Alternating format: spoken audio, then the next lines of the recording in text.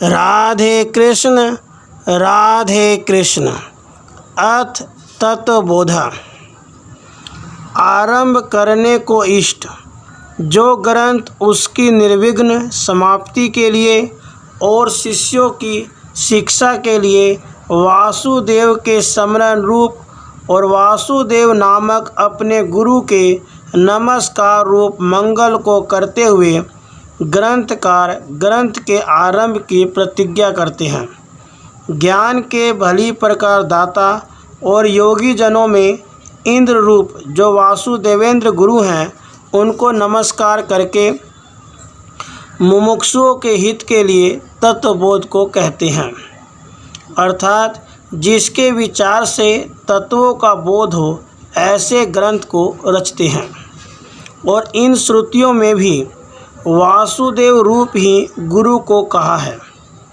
वैसे हैं भूत जिसमें उसे वासु और प्रकाश जो करे उसे देव कहते हैं, अर्थात सब प्राणियों के आश्रय और संपूर्ण जगत के प्रकाशक ब्रह्मरूप गुरु अथवा पूर्वोक्त ब्रह्मरूप जो श्री कृष्णचंद्र और गुरु गीता में भी लिखा है कि नित्य शुद्ध और आभास रहित निराकार निर्मल और नित्य बोध रूप चिदानंद ब्रह्म रूप जो गुरु, उनको नमस्कार करता हूँ।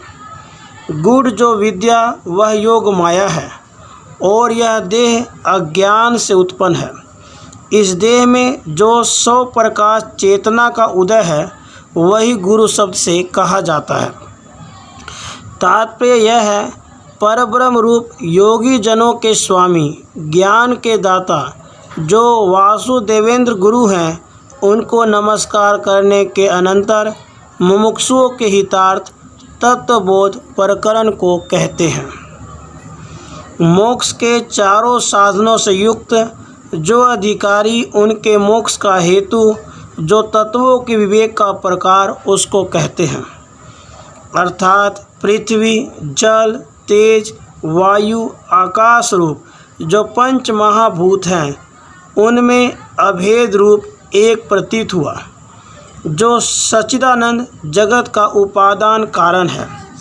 वही जीव भाव को तत्वों की एकता से प्राप्त हो जाता है। उसका जो पंचभूतों से पृथक ज्ञान वह जिससे हो उस रीति को कहते हैं। अब से आगे यह ग्रंथ शंकराचार्य जी ने प्रश्न और उत्तर रूप से वर्णन किया है। प्रश्न: वे चारों साधन कौन से हैं जिनसे युक्त अधिकारियों को मोक्ष होता है? उत्तर: पहला साधन नित्य और अनित्य वस्तु का विवेक है, अर्थात नित्य अनित्य वस्तु का अलग अलग ज्ञान है।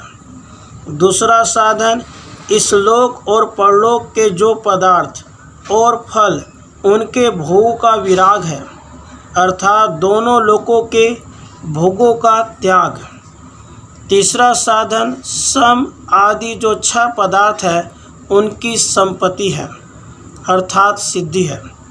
चौथा साधन मुमुक्षुत्व है, अर्थात मोक्ष की अभिलाषा है। ये चारों मुक्ति के हेतु हैं। प्रश्न: नित्य और अनित्य वस्तु का विवेक क्या है? उत्तर: नित्य वस्तु रूप एक ब्रह्म ही है।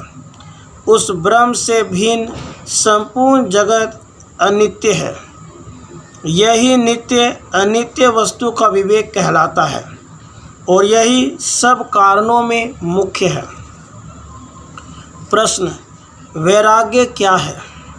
उत्तर: इस लोक और स्वर्ग आदि परलोक के भोगों की इच्छा का त्याग, अर्थात हृदय में दोनों लोकों के विषय भोगों की वासना का उदय न होना वैराग्य कहलाता है।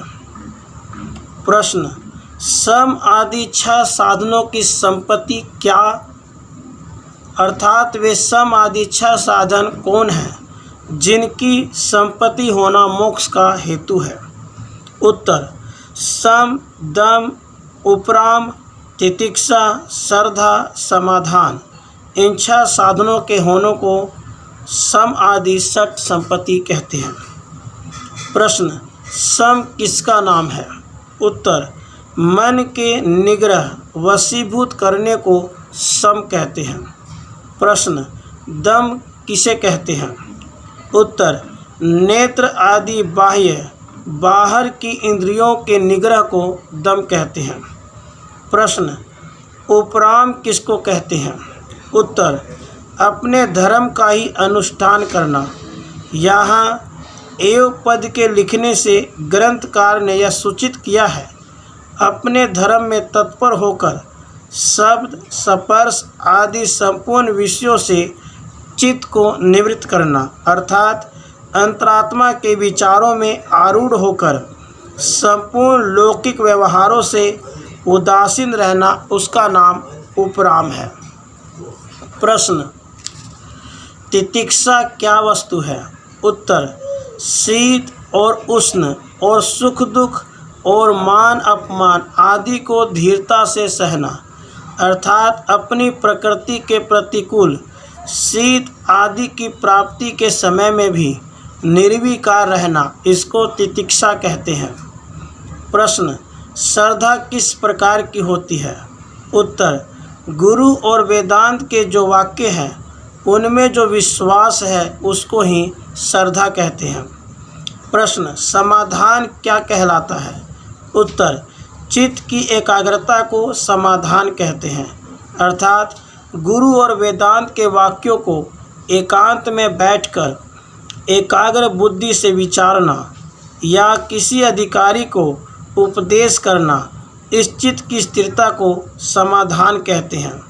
यह सम आदि छह की संपत्ति रूप तीसरा साधन मोक्ष का है। प्रश्न, मुमुक्षुत्व किसको कहते हैं?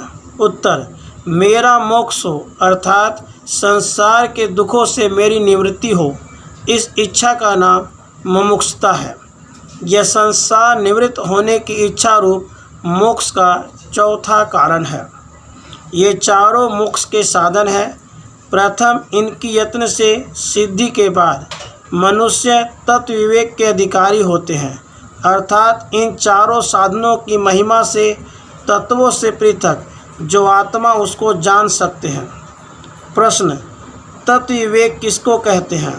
उत्तर, आत्मा सत्य है, तिससे अन्य जो नाम रूपात्मक जगत है वह मिथ्या है, इस निश्चय को तत्व विवेक कहते हैं। प्रश्न, आत्मा किसको कहते हैं? उत्तर, स्थूल सूक्ष्म कारण इन तीन प्रकार के शरीरों से भिन्न और अन्नमय आदि पांच कोशों से परे और जागृत स्वप्न सुषुप्ति रूपी तीन अवस्थाओं का जो दृष्टा होकर सच्चित आनंद रूप टिकता है, अर्थात तीनों शरीरों के बाहर भीतर स्थित है, वही आत्मा है। प्रश्न, स्थूल शरीर किसको कहते हैं? उत्तर, पंचीकरण किए पांच महाभूतों ने जो किया हो, उत्तम कर्मों से उत्पन्न हो और सुख दुख आदि भोगों का आयतन हो, अर्थात जिसमें स्थित होकर जीव आत्मा सुख दुखों को भोगे, और जो शरीर रूप है अर्थात नाशवान है, और होना अर्थात वर्तमान काल में स्थिति और माता के गर्भ से उत्पत्ति, विपरिणाम अर्थात कर्म से बढ़े या घटे और वृद्ध अवस्था में थके और अंत अवस्था में नाश की प्राप्ति, इन स्थिति आदि छह विकारों वाला है, वही स्थूल शरीर है। प्रश्न, सूक्ष्म शरीर किसको कहते हैं? उत्तर, पंचीकरण नहीं किए गए पांच महाभूतों से जो अपंचीकृत किया गया हो और उत्तम कर्म से उत्पन्न हो और सुख दुख आदि भोगों का साधन हो, पांच ज्ञानेंद्रियें, पांच कर्मेंद्रियें, पांच प्राण और एक मन एक बुद्धि, इन 17 कलाओं सहित जो शरीर है उसको सूक्ष्म शरीर कहते हैं, अर्थात इन 17 तत्वों के समूह का नाम सूक्ष्म शरीर है। श्रोत्र, त्वचा, नेत्र, रसना, घ्राण, ये 5 ज्ञानेंद्रियें हैं। इन पांचों में श्रोत्र का देवता दिशा है, त्वचा का देवता वायु है, नेत्रों का देवता सूर्य है, रसना का देवता वरुण है और घ्राण का देवता अश्वनी कुमार है। ये पांचों इंद्रियों के अलग अलग 5 देवता हैं। और श्रोत्र का विषय शब्द का ग्रहण है, त्वचा का विषय स्पर्श का ग्रहण है, नेत्र का विषय रूप का ग्रहण है, रसना का विषय रस का ग्रहण है और घ्राण का विषय गंध का ग्रहण है। इन 5 विषयों को श्रोत्र आदि 5 ज्ञानेंद्रियां अपने अपने देवताओं सहित ग्रहण करती हैं। वाणी, हाथ, चरण, गुदा, लिंग ये 5 कर्मेंद्रिय हैं। इन 5 में वाणी का देवता अग्नि है, हाथों का देवता इंद्र है, चरणों का देवता विष्णु है, गुदा का देवता मृत्यु है, लिंग का देवता प्रजापति है। ये कर्म इंद्रियों के देवता हैं। वाणी का विषय भाषण बोलना है, हाथों का विषय वस्तु का ग्रहण करना है, चरणों का विषय गमन करना है, गुदा का विषय मल का त्याग है, लिंग का विषय भोग का आनंद है। इन 5 विषयों को अपने अपने देवताओं से युक्त 5 कर्मेंद्रियाएं ग्रहण करती हैं। प्रश्न, कारण शरीर किसको कहते हैं? उत्तर, सच्ची व झूठी कहने में जो ना आवे, क्योंकि झूठी कहें तो माया से जगत की उत्पत्ति न बनेगी, सच्ची कहें तो ज्ञान से नष्ट न होगी। जैसे रज्जु के सर्प को मिथ्या कहें तो भय कंप आदि न होंगे और सत्य कहें तो विचार से नाश न होगा, इससे अनिर्वचनीय है। इस प्रकार माया भी अनिर्वचनीय है, अर्थात न सत्य है न झूठ है, केवल भास मात्र है और अनादि उत्पत्ति से रहित और अविद्या अज्ञान रूप और स्थूल सूक्ष्म दोनों शरीरों का जो कारण मात्र बीज है, अपने स्वरूप का ज्ञान और निर्विकल्प रूप है, उस माया को कारण शरीर कहते हैं। राधे कृष्ण, राधे कृष्ण।